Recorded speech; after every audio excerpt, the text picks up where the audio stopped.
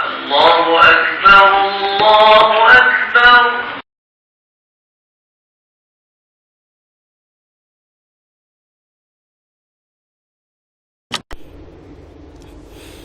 Bismillahirrahmanirrahim. Assalamualaikum warahmatullahi wabarakatuh. Alhamdulillahi rabbil alamin. Wassalatu wassalamu ala al-mab'uuthi rahmatan lil alamin Sayyidina Muhammadin sallallahu alaihi wasallam wa ala alihi wa sahbihi wa man ihtada bihadihi wa istanna bisunnati ila yaumiddin. Alaika tawakkalna wa ilaika anabna wa ilaikal masir. Amma ba'd. Alhamdulillah, muslimin dan muslimat yang dirahmati Allah Subhanahu wa taala sekalian. Pertama sekali sama-sama kita syukur pada Allah Subhanahu wa taala atas segala nikmat dan rahmat yang begitu banyak yang Allah Subhanahu wa taala kurnia kepada kita. Kalau kita nak hitung, nak bilang, memang tak pandailah. Betul apa yang disebut oleh Allah Subhanahu wa taala, wa in ta'uddu ni'matallahi la tuhsuha. Sekiranya kamu nak hitung segala nikmat Allah Subhanahu wa taala, maka tak pandai nak hitung. Yang kedua, tuan-tuan semua, kita juga bersyukur pada Allah Subhanahu wa taala pada pagi ini. Antara nikmat besar juga yang Allah Taala berkata ialah nikmat kita boleh solat subuh berjemaah. Kita boleh bangun, kemudian kita boleh mula hidup kita dengan beribadat kepada Allah Subhanahu wa taala, iaitu solat subuh. Di mana yang selalu saya sebut bahawa solat subuh adalah solat yang orang dulu dia nilai manusia. Dan nilai antara tempat dia nilai manusia ialah tengok dia sembahyang subuh. Inilah apa yang disebut dalam sejarah orang dulu. Dan betul lah tuan-tuan semua, oleh kerana sembahyang subuh ni sembahyang yang perlu pada pengorbanan, perlu pada mujahadah yang lebih kalau banding dengan solat-solat lain. Nabi sallallahu alaihi wasallam sebut dalam hadis, la yalijan nar man salla qabla tulu'il syamsi wa qabla ghurubiha. Mulianya ataupun istimewanya salat subuh ni disebut oleh Nabi sallallahu alaihi wasallam tidak akan masuk neraka. La yalijan nar, sekali-kali tidak akan masuk neraka, kata Nabi sallallahu alaihi wasallam, orang yang sembahyang sebelum naik matahari dan sebelum terbenamnya matahari, iaitu solat solat subuh dan juga solat asar. Itulah tuan-tuan semua antara istimewanya solat subuh, di mana yang saya sebut tadilah. Kita doa semoga Allah Subhanahu wa taala sentiasa beri kekuatan kepada kita, kita boleh jaga sampai akhir hayat kita insya-Allah. Untuk pagi ni tuan-tuan semua, saya nak buat satu hadis Nabi sallallahu alaihi wasallam yang berkaitan dengan infak. Kemudian kepada siapakah yang paling besar sekali pahala kita berinfak. Infak ni adalah tuan-tuan semua amalan yang cukup hebatlah. Kalau kita perhati kepada Al-Quran, kan kita dapati infak ni adalah amalan yang besar. Kalau amalan kita beribadat kepada Allah Ta'ala, solat di antara ranking yang paling besar. Kemudian antara amalan yang melibatkan kita dengan manusia, antara ranking yang besar adalah kita berinfak. Sebab itulah tuan-tuan semua, kalau kita perhati pada sejarah Islam dulu, kita dapati di mana infak adalah satu daripada usaha yang dia untuk membangunkan masyarakat. Kalau kita perhati kepada sejarah kewujudan masyarakat Islam di Madinah ataupun negara Islam di Madinah dan apa-apa sajalah, di mana tertegak di antara usaha besar yang dilakukan oleh orang Islam adalah melalui infak, melalui dia belanja, dia infak harta dia fi sabilillah Subhanahu wa taala. Oleh kerana besar sangat tuan-tuan semua infak, kalau kita dapati antara sejarah ataupun contoh-contoh yang pernah kita dengar dalam sejarah, yang maknanya dia orang sanggup keluar segala-galanya kerana tak lain dan tak bukanlah kerana besar sangat nilai infak di jalan Allah Subhanahu wa taala. Antara mula-mula sekali kita dapati Rasulullah lah tuan-tuan semua, di antara model kita yang utama sekali lah. Dia adalah bapa kepada segala orang infak. Kemudian kita pernah dengar cerita bagaimana para sahabat radhiyallahu taala anhum nak cerita bagaimana dia nampak infak ni satu amalan yang cukup besar. Bagaimana kita pernah dengar cerita Sayyidina Abu Bakar Siddiq radhiyallahu taala anhu dalam peperangan, ada satu peperangan dia habis harta dia. Pasal tu sangat perlu kepada sumbangan. Sangat perlu kepada apa dia panggil pertolongan daripada orang Islam. Maka dikatakan tuan-tuan semua dia adalah orang yang habis harta dan infak dia dengan Allah Subhanahu wa taala. Maka orang tanya dia, apa yang kamu tinggalnya? Dia kata, abqaitullah wa rasulah. Saya kata dia tinggal Allah dan Rasul. Dan banyak kita tuan semua kita dapati di kalangan sahabat, Sayyidina Utsman diri, Sayyidina Umar dan sebagainya. Dan saya nak ambil satu contoh bagaimana infak yang dilakukan oleh satu orang sahabat Nabi sallallahu alaihi wasallam, yang Anas bin Malik radhiyallahu taala anhu. Tak, kalau mengikut Anas, hadis ni cerita oleh Anas. Anas cerita antara satu peribadi yang ditunjuk dalam sejarah bagaimana infak dia begitu hebat ialah nama dia Abu Talhah radhiyallahu taala. Abu Talhah ni tuan-tuan semua adalah satu peribadi yang Allah Taala beri kekayaan ke dia. Dan dikatakan dia di antara orang yang kaya di Madinah lah. Aktsarul ansar bil madinati malan. Maknanya apa dia ni antara orang yang ramai banyak diberi harta oleh Allah SWT di Madinah. Antara harta dia adalah apa dia ni pokok, apa dia kebun tamak lah. Tuan-tuan semua, bagaimana orang dulu dia nampak besarnya barang ni apabila turunnya ayat Quran menceritakan masalah infak. Kalau mengikut riwayat mengatakan apabila turunnya ayat Quran, iaitu nama ayat lan tanalul birra hatta tunfiqu mimma tuhibbun. Ayat itu maknanya apa dia ni, infak yang paling baik ialah infak dengan harta yang paling kau suka. Maka bila tu ayat tu tuan-tuan semua, Abu Talhah ni pergi jumpa Nabi sallallahu alaihi wasallam. Dia kata, ya Rasulullah, katalah wa inna ahabba amwali ilayya bi bayraha wa innaha sadaqah lillahi wa arju birraha wa badani wa dhukhriha indallahi azza wa jalla. Dia pergi jumpa Nabi sallallahu alaihi wasallam. Tuan-tuan semua pergi jumpa Nabi, kemudian dia kata, ya Rasulullah, harta yang hamba miliki yang paling saya sekali adalah harta yang ada di Bayraha, dan saya bagi sedekah semualah. Saya mengharapkan apa dia ni pahala, dan saya harap apa simpanan pahala di sisi Allah Subhanahu wa taala. Itulah tuan-tuan semua sebagai mukadimah yang saya nak sebut bagaimana para sahabat radhiyallahu taala anhum memang dia besar sangat benda-benda gini, bagaimana apa dia ni budaya hidup dia orang dalam bab infak ataupun sedekah ni. Cuma untuk pagi ni tuan-tuan semua saya nak bawa satu hadis yang berkaitan dengan infak juga, ialah kepada siapa yang paling baik. Infak ni satu usaha yang comel kepada siapa-siapa kita boleh buat berlaku. Cuma ni kita tengok yang paling berkualiti sekali, kepada siapa yang paling utama kita lakukan. An Abi Hurairah radhiyallahu anhu qala Rasulullah sallallahu alaihi wasallam, dinarun anfaqtahu fi sabilillah wa dinarun anfaqtahu fi raqabatin wa dinarun tasaddaqta bihi ala miskinin wa dinarun anfaqtahu ala ahlik a'zamuha ajran alladhi anfaqtahu ala ahlik, rawahu Muslim. Satu hadis yang dikongsi kepada kita pada pagi ini tuan-tuan semua ialah oleh satu orang sahabat yang terkenal yang selalu saya dah sebut semua, iaitu apa dia namanya Abu Hurairah radhiyallahu taala. Saya tak apalah saya nak ulas sikit lagi apa dia ni kehebatan yang Allah Taala bagi pada Abu Hurairah radhiyallahu taala. Tuan-tuan semua, kalau kita baca kitab hadis, kita dengar orang duk bincang bab hadis ni, antara nama yang tidak asing lah. Abu Hurairah ni adalah pribadi yang banyak riwayat hadis daripada Nabi sallallahu alaihi wasallam. Kalau kita tengok ranking orang yang ataupun sahabat yang banyak riwayat hadis, ranking pertama sekali adalah Abu Hurairah radhiyallahu taala. Abu Hurairah ni tuan-tuan semua, dia ni saya dah sebut dah sebelum ni, nama dia apa dia ni Abdul Syams. Sebelum dia masuk Islam ni tuan-tuan semua, dia masuk Islam lewat sikit kalau banding orang lain. Dia masuk apa dia Islam di tempat dia, kemudian dijumpa Nabi sallallahu alaihi wasallam iaitu pada tahun ke-7 Hijrah.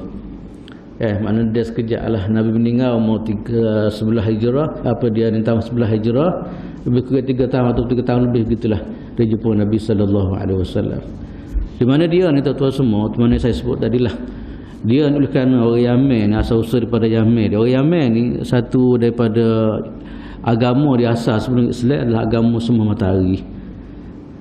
Ini antara, kalau kita perhati di Kepulauan Arak ni, di sebelah selatan Kepulauan Arak ni, khusus di Yaman lah, di mana sebelum Islam ni kebanyakan mereka adalah dia sembah semua matahari.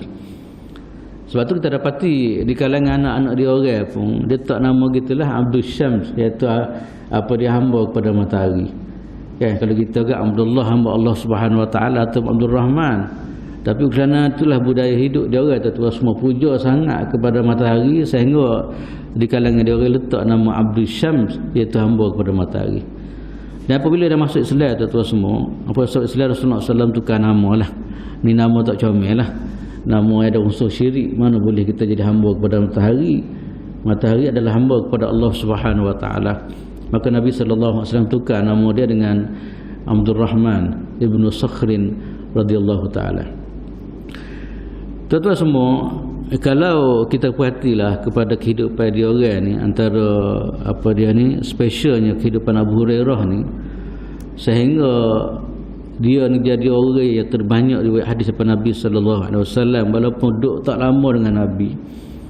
Ya, betul sekali kita dapati dalam sejarah. Sebab apa dia sebenarnya, dia ni antara orang yang banyak sangat dia riwayat hadis daripada Nabi sallallahu alaihi wasallam. Antaranya tu semua kerana dia dekat dengan Nabi lah. Kalau banding orang lain, duduk dekat dengan tok guru. Kalau duduk bucu jauh-jauh dia payah sikit kalau agama. Dia dekat dengan tok guru, sentiasa duduk bersama dengan Nabi sallallahu alaihi wasallam. Kalau orang lain tu semua, dia mungkin dia sibuk dengan kerja ke apa semualah. Tapi Abu Hurairah ni, dia mari di Madinah tekad dia memang nak duduk dengan Nabi. Sehingga dikatakan dia ni adalah dia ni hidup dia mewakaf untuk Islam. Dia duduk masjid Nabi tu bersama dengan depan ashabus suffah, orang miskin. Orang miskin adalah satu kumpulan di kalangan orang miskin dikenali sebagai ashabus suffah. Dia ni memang wakaf hidup dia untuk Islam di masjid. Gapo saja tentang Islam dia lah ke depan, khidmat pada Islam, ngaji, perjuangan dan sebagainya. Maka pupuk dia lah yang yang cepat kita kira. Bukan macam tempat kita lah, orang miskin dia sedekah di masjid, dia baca Quran 2-3 ayat, kemudian dia nolong mati ke apa gitulah kan. Tapi dia orang tak tu semua memang dia orang ada jati diri, di mana dia wakaf hidup untuk agama Allah Subhanahu Wa Taala. Sebab tu di antara kelebihan dia orang ni, dia memang dia duduk dengan Nabi lah, tuan-tuan semua. Orang lain mungkin dia pagi pergi kerja ke apa semua kan, tapi dia hidup dalam suasana macam tu. Ini antara disebut sebagai dia ni sebahagian daripada kelebihan yang ada pada diri dia lah, sehingga menyebabkan dia banyak riwayat hadis daripada Nabi sallallahu alaihi wasallam. Yang kedua di antaranya tuan-tuan semua ialah kerana dia ni berkat doa Nabi. Dan ikut cerita mengatakan dia ni peringkat awal memang susah ikut nak ngapa pun. Macam kita boleh jadi kot suka kadang-kadang ngapa tak ingat dia hilang. Maka dia minta daripada Nabi sallallahu alaihi wasallam supaya doa ke dia, moga-moga Allah Taala permudah ke sebagainya. Alhamdulillah tuan-tuan semua dengan berkat doa Nabi, dia terkenal dengan orang yang kuat hafazan. Kalau dikatakan kalau dia ingat tu memang payah nak lupa dah lah kan. Kemudian tuan-tuan semua, kehebatan Abu Hurairah ni, dia bukan hanya sekadar kehebatan dari segi ilmu saja. Dia telah diberi amanah dari segi kepimpinan lah. Pak orang dulu kadang-kadang bukan sekadar hebat dari segi ilmu, macam orang ni kadang-kadang ilmu ya. Tapi dia ni dikatakan dia telah dilantik oleh Nabi sallallahu alaihi wasallam dan dilantik oleh Sayyidina Umar jadi jadi gubernur di Bahrain.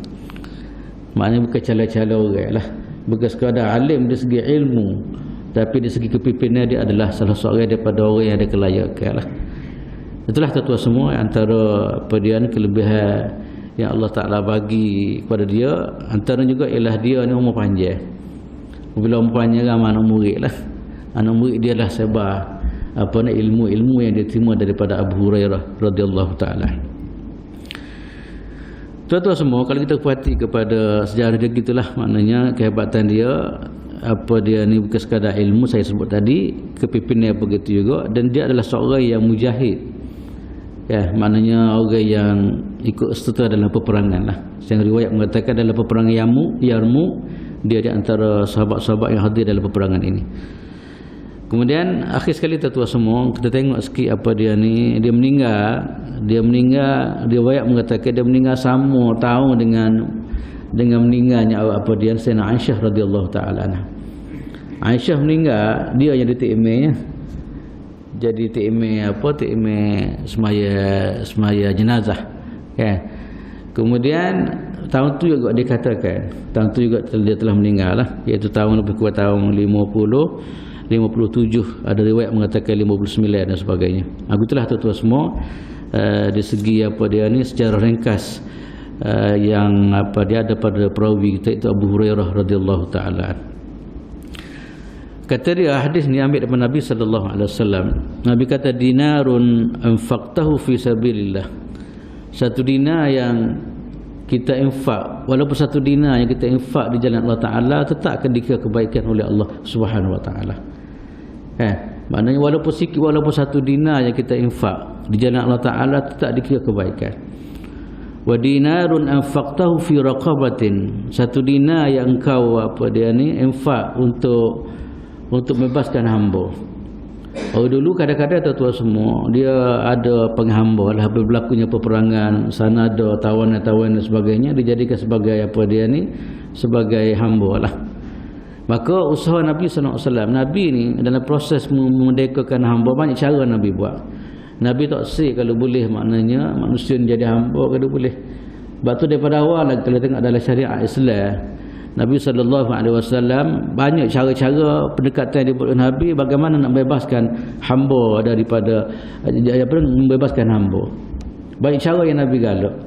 Antara Nabi tarikh bagi galakkan pahala besar bagi orang infak, pahala tu pahala gini dan sebagainya. Banyak di kalangan sahabat tuan-tuan semua habis duit untuk apa dia ni, untuk infak demi untuk membebaskan hamba. Sebab tu dikatakan dalam masyarakat Islam dulu tuan-tuan semua, apabila habis saja Khulafa' Rasyidin, masa tu memang habis dah, apa dia tak ada dah hamba. Itulah amalan yang dibuat oleh Nabi sallallahu alaihi wasallam, tak payah perang, tak payah gapo. Jadi kalau kita dengar di Amerika Syarikat, pembebasan hamba yang dibuat oleh orang dulu, apa presiden dia dulu, kadang-kadang terpaksa ada perang, terpaksa tubuh darah untuk membebaskan hamba.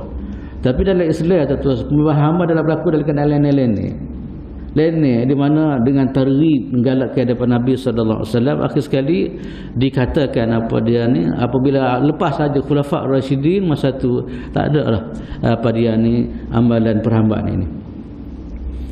Maknanya dalam hadis ni Nabi sallallahu alaihi wasallam mengatakan, satu dinar yang kita infak untuk hamba, merdeka hamba ke ataupun untuk biayai hamba dan sebagainya, dikira sebagai apa dia ni amalan yang dikira sebagai amalan kebaikan.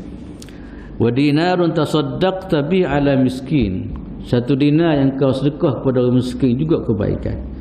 Sebab itulah ruang-ruang kebaikan dalam Islam ni memang banyaklah. Banyak sangat kalau kita nak pahala tuan-tuan semua. Kalau kita faham molek, banyak ruang-ruang yang kita boleh buat pahala yang terbentang luas depan kita. Kan? Maknanya dalam hadis ni Nabi kata, dinarun tasaddaqta bi ala miskin. Satu dinar yang kita sedekah kepada orang miskin juga dikira pahala. Wa dinarun anfaqtahu ala ahlik. Dan satu dinar yang kita infak kepada keluarga kita, isteri, anak dan sebagainya, adalah juga dikira sebagai pahala. Cuma Nabi kata, a'zamuha ajran alladhi anfaqtahu ala ahlik. Yang banyak-banyak pahala ni kita nak bincang ni, Nabi SAW mengatakan yang paling banyak sekali adalah infak yang kita bagi kepada keluarga kita. Kita bina keluarga kita, kita jaga keluarga kita, kan? Itu adalah infak yang terbaik. Pada masyarakat kita ni kadang-kadang dia tukar dengan orang lain, dia murah. Tak, dengan anak beranak, kadang-kadang adik-beradik dia payah kadang-kadang. Siapa sungguh-sungguh kata payah saya dengan anak-anak payah menang, orang lain mudah. Cepat derma, cepat belanja orang lain. Orang lain 10 orang kedai kopi tidak ada masalah. Tapi kalau bini nak kelik satu apa dia yang satu buku ada payah juga kadang-kadang. Okay, ini satu kefahaman yang silap lah. Berdasar pada hadis ni, makna tuan-tuan semua, kita jaga keluarga. Antara jaga ialah kita infak kepada keluarga ni, kepada anak bini dan sebagainya, atau keluarga terdekat. Kata Nabi SAW, a'zamuha ajran, dia adalah pahala yang paling baik sekali. Sebab itulah tuan-tuan, berdasar kepada hadis ni, masalah keluarga ni kena jagalah. keluarga kita ni kena jaga, dan kita kena faham molek dalam bab pahala ke apa semua ni, kita tengok hak mana yang paling molek. Tapi bukan lepas tidak setulung orang langsung, tidak. Tak katakanlah takdir mana keluarga ni bermasalah, kewangan ke apa semua, maka dia lebih aula daripada orang lain. Tapi kalau dia orang seni dah tak ada masalah dah tu, kan? Tapi nak cerita begitulah tuan-tuan semua, Islam dia jaga benda-benda gini. Sebab tu Nabi SAW, tuan-tuan semua, Nabi sebut, Nabi kata khairukum li ahli wa ana khairukum li ahli. Nabi kata, Nabi cuba sebut, Nabi kata sebaik-baik kamu ialah orang yang baik pada keluarga dia. Dan kita nak tahu orang itu paling baik sekali, Nabi kata ialah orang itu baik, jaga molek keluarga dia. Wa ana khairukum li ahli, aku adalah terbaik kepada keluarga aku, kata Nabi SAW. Itulah tuan-tuan semua satu panduan yang yang disebut oleh Rasulullah SAW kepada kita lah. Sebab kita ni diajar supaya bina rumah tangga, kesejahteraan dan sebagainya bermula daripada kita lah, kan? Bermula daripada kita. Sebab itulah kita duk infak, orang duk belanja kepada anak setiap pagi, duk beli makanan ke apa semua, itu adalah terbaik tuan-tuan semua. Itu adalah satu nilai yang terbesar di sisi Allah Subhanahu Wa Taala. Saya nak bawa satu hadis bagaimana besarnya orang yang cakna kepada keluarga ni.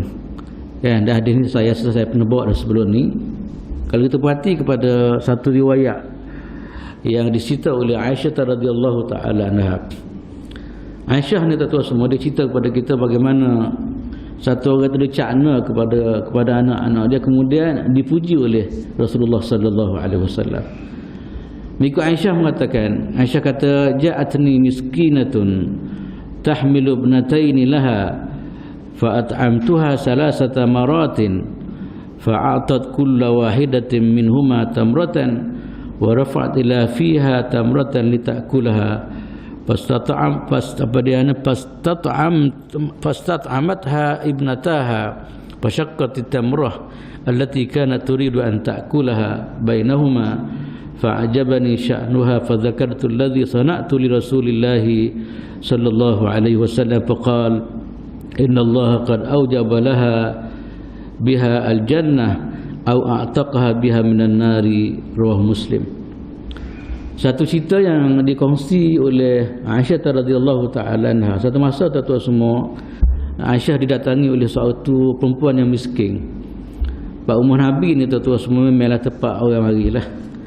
Tempat orang mari sama ada kadang-kadang tanya bab ilmu, nak bina diri dan sebagainya, kadang-kadang mari dalam bentuk nak minta sumbangan, kan? Nabi tuan-tuan semua dia taklah kaya macam orang lain, cuma kita tak faham lah. Orang lain kadang-kadang macam berlaku sekarang ni, kadang-kadang pemimpin kita memang terlebih berdoa lah kadang-kadang, kan? Nabi tuan-tuan semua, walaupun seorang rasul diutus oleh Allah Taala, dia nak gapo dia boleh berlaku. Tapi Nabi SAW dia pilih jalan yang sederhana dalam kehidupan dia. Walau macam mana sekalipun tuan-tuan semua, kerana dia adalah tempat rujukkan masyarakat dalam berbagai-bagai perkara lah, macam saya sebut tadilah, dari segi ilmunya. Kemudian dia antara ialah orang ni kadang-kadang pergi jumpa dengan Nabi dan keluarga Nabi, minta habuan dan sebagainya.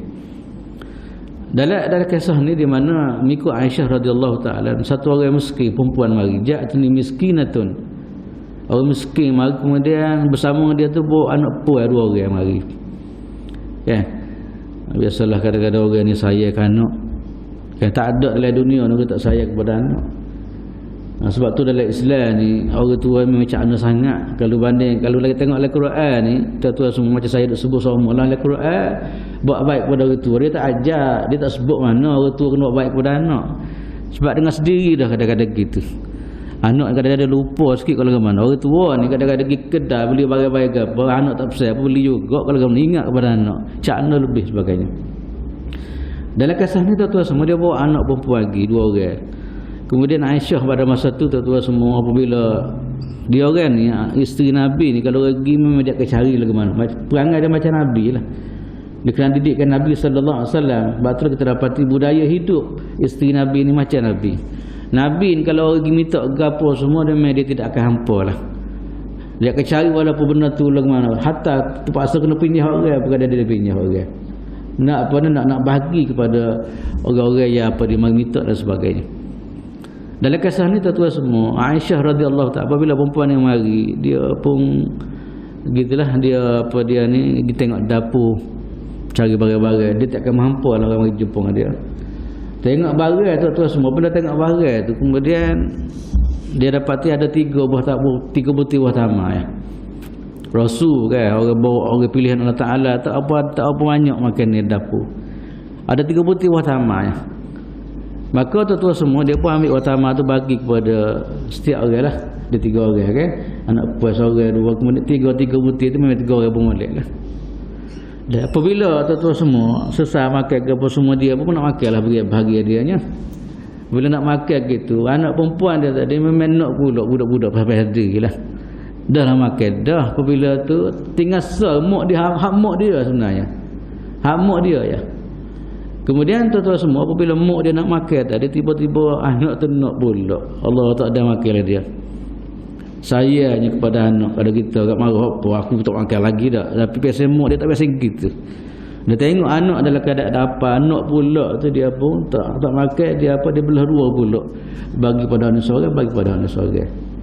Tengok rahmatnya apa dia ni orang tua kepada anak tadi. Siapa perikat tak makan pun tak apa. Inilah tuan-tuan semua sebahagian daripada pengorbanan orang tua. Macam kita dengar sama kita pahadi lah kadang-kadang tak tengok kita orang tua, kita boleh faham benda macam tu. Tidur tak sempurna pun tak apa demi anak. Makan tak sempurna pun tak apa demi anak. Maka tuan-tuan semua dia pun tak ada nak makan lah. Sekali dia ambil hadiah tu, tak ada nak makan, tak ada nak tak mulut pun, nak tak mulut anak minta. Mak nak kata dia pun belah pun bagi seseorang pula tuan-tuan, tak ada makan ke apa satu. Maka perbuatan dia tu Aisyah tengok Allah mengagumkan dia lah. Aisyah kebetulan dia tak ada anak Aisyah ni. Dia tengok apa yang berlaku pada perempuan ni memang mengagumkan dia lah. Kata dia fa'ajabani sya'nuha, mengagumkan aku keadaan peribadi ni, kata dia. Di mana peristiwa ni tuan-tuan, Rasulullah tak ada masa tu. Tak ada masa tu Rasulullah. Bila duduk kemudian Rasulullah mari balik. Apabila balik tu Aisyah pun kongsilah cerita kepada Rasulullah SAW. Kata dia, "Fazakartu alladhi sana'at li Rasulillah sallallahu alaihi wasallam." Aku ceritalah apa yang dibuat oleh perempuan ni kepada Nabi sallallahu alaihi wasallam. Ya Rasulullah tak dimari orang gini. Dia cerita habis ke Nabi. Gapo Nabi jawab tuan-tuan semua? Cakna dia kepada anak dia tu, keluarga dia tu. Ambil berat dia kepada anak dia ni. Kita bicara infak kepada keluarga tadi. Rasulullah kata kepada dia, "Innallaha qad aujabalaha bihal jannah." Allah Ta'ala apa dia ni pastikan dia ni syurga dengan sebab cakna dia kepada anak-anak dia. Siapa gitu Nabi kata tuan-tuan semua. Tak. Nabi kata innallaha qad aujabalaha bihal jannah. Allah Ta'ala mewajibkan apa dia ataupun pasti makna perempuan ni adalah ahli syurga dengan sebab dia cakna dia buat baik pada anak dia tadi. Ataupun Nabi kata au a'taqaha biha minan nar, ataupun perempuan ni akan dibebaskan daripada api neraka Allah Subhanahu Wa Ta'ala. Gitu tuan-tuan semua, cuba tengok Ini belum kita bicara dalam bab sembahyang baik apa lagi. Itu dalam pada masalah pengurusan hidup. Kita ambil cakna, kita ambil berat kepada keluarga terdekat dalam hadis ni.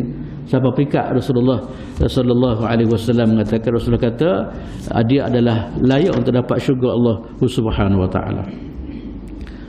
Dalam hadis lain Nabi sallallahu alaihi wasallam sebut juga bagaimana orang yang cakna ni, orang yang infak dia, cakna dia kepada keluarga, jaga keluarga ni. Dalam hadis lain Nabi sallallahu alaihi wasallam mengatakan, Nabi kata man 'ala jariyataini hatta tablugha jaa yaumal qiyamati ana wa huwa dhamma asabi'ahu. Nabi sallallahu alaihi wasallam mengatakan tuan semua. Nabi sallallahu alaihi wasallam Nabi sebut, Nabi kata apa? Nabi kata siapa-siapa yang jaga. Alamak jaga tu maknanya sama jaga ni, jaga makanan, jaga pakaian, jaga apa semua kepada anak perempuan dia, maknanya orang terdekat dengan dia lah.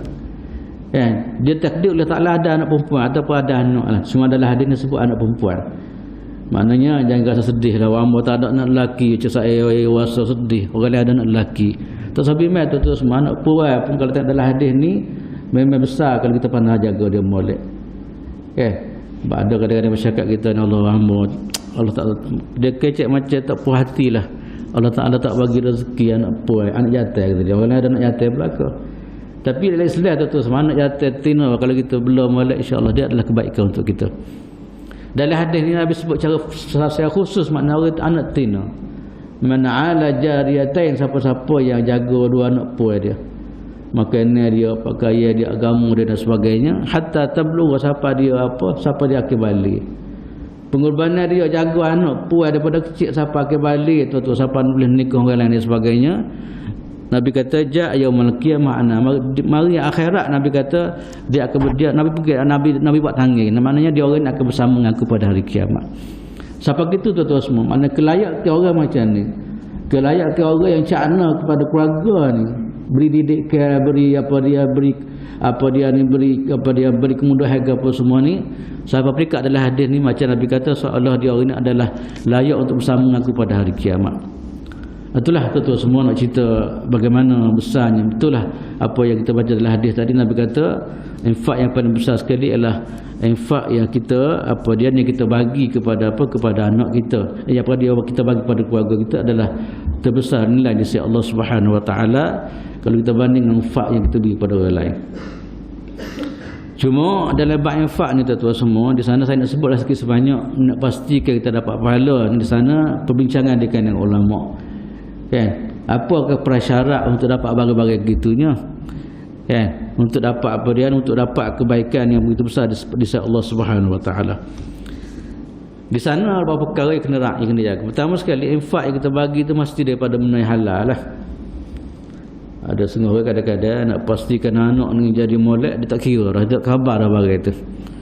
Dia tak khabar dah barang apa dia ni halal tak halal tak kira. Yang penting anak dia relax, anak dia senang. Di mana berlaku lon ni lah. Kadang-kadang risuah pun tak apa, betul nak tengok anak ni apa ni hebat. Kan biasa kadang-kadang orang yang terlibat risuah kadang-kadang bukan apa pun, kadang-kadang nak berikan anaknya, kadang-kadangnya nak anak ni rasa apa hebat, kalau nak anak senang dan sebagainya.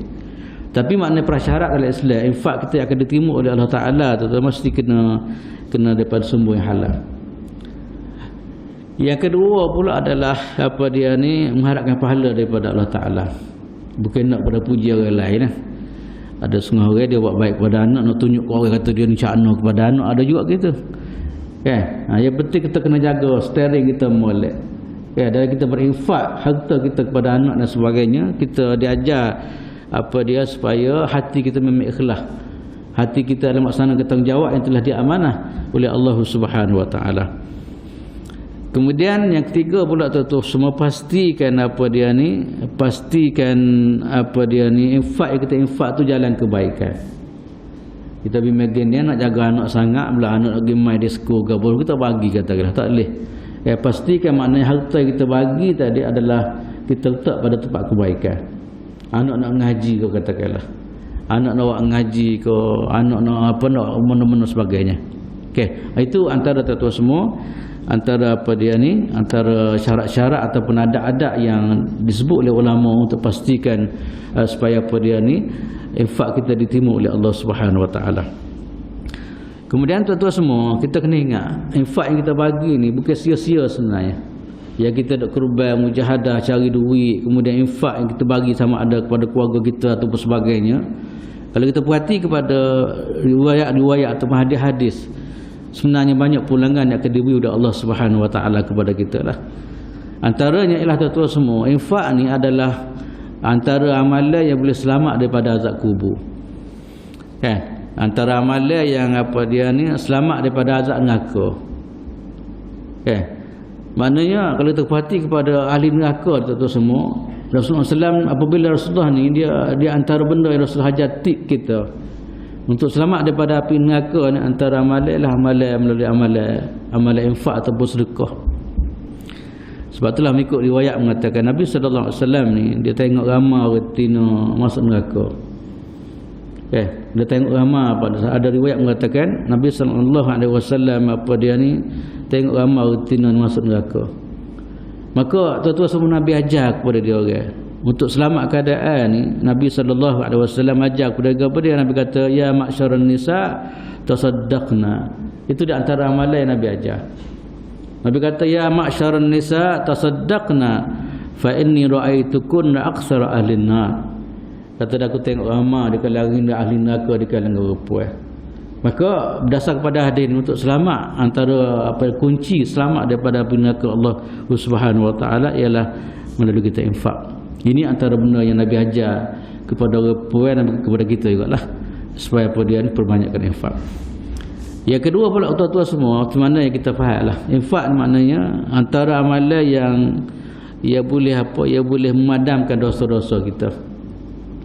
Dosa yang kita dah buat harian kita, kadang-kadang kita pun tak sedar, tambah-tambah kita ni manusia ni tidak maksum. Apatah lagi dunia sekarang ni, kita kadang-kadang banyak terjebak dengan dosa-dosa. Maka di antara amalan yang kata Nabi SAW, ia boleh memadamkan atau boleh memadamkan dosa adalah melalui amalan sedekah. Lepas tu riwayat mengatakan as-sadaqatu tudfi'ul khati'ah kama yudfi'ul ma'un nar. Nabi SAW mengatakan apa dia ni? Nabi SAW mengatakan, Nabi kata sedekah ni dia boleh apa? Dia boleh menghapuskan apa dia ni dosa, seperti mana air yang boleh mengapa? Dia boleh memadamkan api, bukan macam itulah. Ini tentu semua di antara apa dia ni targhib atau panggil apa? Galakkan Nabi SAW. Maknanya apa yang pengorbanan yang kita lakukan. Susah payah kita nak cari duit, kemudian kita bagi pada orang lain, bukan satu benda yang mudah. Tapi Allah Ta'ala nilai benda itu adalah dia adalah sebagai punca ataupun satu kaedah untuk penghapusan dosa daripada Allah Subhanahu Wa Ta'ala. Kemudian berikut pula tu semua infak ni dikatakan kalau berlakunya pun timbang menimba di hari akhirat, timbang di segi amalan lah. Sebab amalan kita itu mana kita dah belajar lah, maknanya akan ditimbang oleh Allah Subhanahu Wa Ta'ala. Dan akan ditimbang oleh Allah Ta'ala. Sebab itulah maknanya Sayyidina Umar kata wazinu qabla an tuzanu. Kamu semua wahai manusia, wahai sahabat-sahabat aku semua, timbanglah sebelum kamu ditimbang oleh Allah Subhanahu Wa Ta'ala. Dalam nimbang itu semua, masa kita nimbang dikatakan di antara amalan yang boleh memberatkan timbangan kita adalah amalan infak ataupun sedekah. Kata kalau tu timbang, kalau kita ada barang sedekah tu dia kata gitu. Maknanya sedekah adalah pemberat kepada apa? Kepada timbangan. Kemudian kita pergi lagi antara apa yang disebut apa dia ni di kalangan apa? Maknanya besarnya sedekah ni dia adalah amalan Nabi lah. Amalan Nabi, kalau sebut amalan Nabi adalah amalan terbaik lah. Siapa-siapa yang boleh ikut jejak langkah Nabi adalah orang terbaik. Sebab itulah mana yang saya sebut tadilah, maknanya Nabi SAW antara peribadi yang suka berinfak, suka derma. Kemudian yang berikut pula tuan-tuan semua, Nabi sebut, Nabi kata sebenarnya sedekah ni walaupun kita nampak apa dia ni, kita nampak ke apa dia, kita nampak macam dia habis, sebenarnya dia tak habis, tidak mengurangkan harta. Ma naqasat sadaqatun min malin, tidak akan apa, tidak akan kurang harta dengan sebab kita bersedekah. Kita nampak segi zahir memang kita tak ada duit 10 riyal, kemudian duit 10 riyal, 5 riyal, tinggal 5 riyal ialah kita rasakan. Tapi sebenarnya kalau mengikut nasihat Islam, nasihat Allah Ta'ala, apa dia ni, dia akan berlaku penambahan. Penambahan tu kadang-kadang boleh jadi bukan hari ni, atau penambahan tu boleh jadi penambahan betul-betul lain, rezeki Allah Ta'ala bagi kepada kita. Lepas tu sana ada riwayat apabila orang sedekah ni 3 perkara akan diberi oleh Allah SWT. Yang pertama sekali turun zakat, kamu akan diberi rezeki. Kita hala sedekah ni, infak sebagainya, 3 perkara akan diberi. Yang pertama sekali ialah kata dia apa dia? Yang pertama sekali ialah apa dia ni, yang akan diberi ialah turun zakat, kamu akan diberi rezeki. Yang kedua ialah tunsaru, kamu akan diberi apa? Kemenangan. Yang ketiga pula baru kamu akan apa dia? Allah Ta'ala akan ganti segala kekurangan sebagainya. Itulah yang disebut dalam riwayat tuan-tuan semua. Walaupun kita rasa tak ada mana boleh kan. Ini neraca kita. Cuba tengok orang yang suka infak, orang suka berkeluar zakat sebagai tak ada kurang sekabut. Bahkan Allah Ta'ala bagi lebih ke dia dan sebagainya. Inilah tuan-tuan semua antara janji, antara apa yang disebut oleh Nabi SAW. Yang terakhir sekali ialah apa dia ni, sedekah ni adalah punca kepada untuk dapat mahabbatullah dan mahabbatun nas.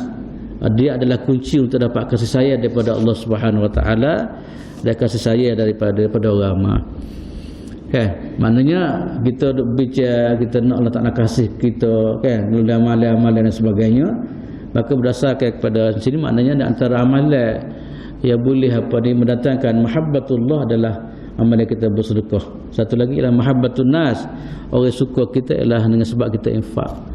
Kan, kalau orang bakhil tak ada orang kenih, kalau ke mana tak ada.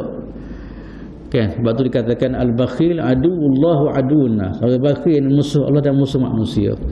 Orang sains sekali dua gitu, tafsir kalau Kalau kau perik dia kata kita dah. Itulah tuan-tuan semua antara benda-benda yang kita bincang pada pagi ini. Antara apa dia ni penting sekali adalah infak sebahagian daripada amalan yang paling comel di sisi Allah Subhanahu Wa Taala. Khususnya apa dia ni kita belanja untuk bina keluarga dan sebagainya. Kemudian kita bincang tadi tentang prasyarat bagaimana untuk dapat pahala yang begitu bernilai sisi Allah Subhanahu Wa Taala. Dan juga kita bincang juga ialah tentang apa dia ni pulangan yang diberi oleh Allah Subhanahu Wa Taala bagi orang yang sangat mujahadah untuk infak harta dia di jalan Allah Subhanahu Wa Taala. Pulangan yang begitu banyak sekali. Sama-samalah kita berdoa moga-moga Allah Subhanahu Wa Taala bagi taufik kita sebahagian daripada apa yang kita bincang pada pagi inilah. Moga-moga walaupun tak banyak kita pakat-pakat benalah diri kita menjadi orang suka berinfak di jalan Allah Subhanahu Wa Taala. Semoga apa yang kita bincang pada pagi ini maknanya kita juga dapat habuan sama sebenarnya yang disebut oleh Rasulullah sallallahu alaihi wasallam dan sebenarnya diperkatakan oleh ulama. Sekatalah tuan-tuan semua untuk pagi ini, moga-moga kita dapat manfaat bersama insya-Allah taala yang baik daripada Allah Subhanahu Wa Taala dan segala kekurangan daripada kelemahan saya sendiri. Aku qauli hadza wa astaghfirullahal azim li wa lakum wa lisairil muslimina wal muslimat. Assalamualaikum warahmatullahi taala wabarakatuh. Bismillahirrahmanirrahim. Alhamdulillahirabbil alamin. Wassalatu wassalamu ala Rasulillah wa ala alihi wa sahbihi ajma'in. Allahumma fa'alna ma 'allamtana wa 'allimna ma yanfa'una warzuqna 'ilman yanfa'una. Alhamdulillah ala kulli hal wa na'udzu bika min hali ahli an-nar. Allahumma ij'alna minal ladzina yastami'una al-qawla fayattabi'una ahsanah. اللهم اجعلنا من الذين يستمعون القول فيتبعون أحسنه. اللهم إنا نسألك رضاك والجنة ونعوذ بك من سخطك والنار. اللهم اجعل جمعنا هذا جمعا مرحوما وتفرقنا من بعده تفرقا معصوما. عليك توكلنا وإليك أنبنا وإليك المصير. ربنا لا تؤاخذنا إن نسينا أو أخطأنا. ربنا آتنا في الدنيا حسنة وفي الآخرة حسنة وقنا عذاب النار. وصلى الله على سيدنا محمد وعلى آله وصحبه وسلم والحمد لله رب العالمين. سبحانك اللهم وبحمدك أشهد أن لا إله إلا أنت أستغفرك وأتوب إليك.